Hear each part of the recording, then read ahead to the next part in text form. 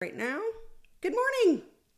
It is daylight savings. I got a little confused with Clubhouse's audio, but I'm glad to be here. My name is Susan. I make being a mom easier, and I am here on Monday mornings at 8 o'clock to give 7-minute parenting tips, or I like to say a parenting tip in 7 minutes or less. So let's get right into it. I got a text message on Friday from a client of mine. And here's what she said. It was 8:30 in the morning. She says, "Hi, Susan. We are in a really bad spot here. We have been in a screaming and crying cycle every single morning this week. It often happens during the day at home too, after school. Every single thing makes her cry, get frustrated, lash out, etc." So I'm reading this directly from my client's text message, and I knew exactly what she needed to do to help stop this. So let me start by saying this is a client of mine. I know her family. We have had conversations. So whatever advice you hear me talk about, you're going to have to check in with your parenting partner and your parental instinct, your gut, to know if it's going to fit for you. So here we go. So what I did is I just went ahead and called her real quick, because sometimes making a quick phone call for me is much easier than having texts back and forth with my clients. So I called her and I said, "Do you have a minute?" She said, yes. So what I said was, "Listen, remember we talked about responsive family." Now I'm going to pause here and tell y'all real quick, since you're not clients of mine, I teach a technique that comes from choice theory, and a lot of schools use this and they call it responsive classroom. And I tailor it for families and I call it responsive family. And basically what we do is we think of our children's misbehavior as a need that's not being met.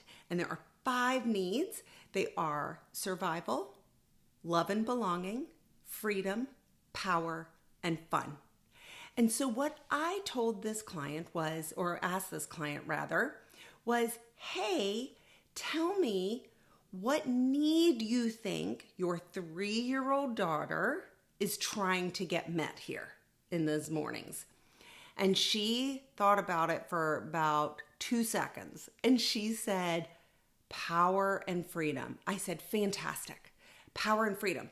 So what do you think you can do to meet that need tomorrow morning before she screams and cries and gets into that cycle?" And so she thought about it. She said some ideas. I said, "Okay, let's try them." And so I haven't heard back from her. So my assumption is no news is good news, right? So I want to talk a little bit about this. She also let me know something that you may experience. And this is when I have someone who is asking me, I don't know, is parent coaching for me? When they say the following, I know for sure I can help them. And here it is. They say this, some version of the following. "I just don't get it. My daughter, son, is an angel for their grandparents. The coach says that my child is a leader. The teacher says that my child is a huge helper in the classroom and always listens. At home, my child never listens to me. It's always pushback and arguing and attitude. I don't get it." And I understand that so well.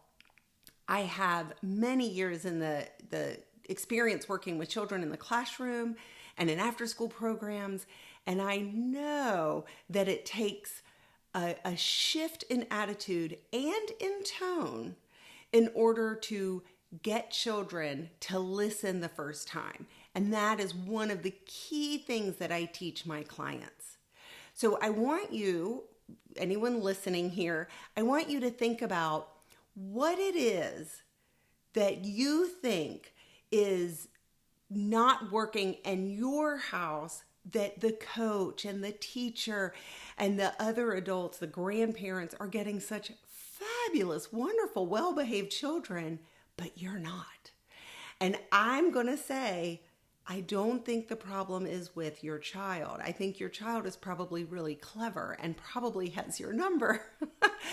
And so that's what I want you to think about. So I've got just a minute left. Hi, Jacob. So glad to see you.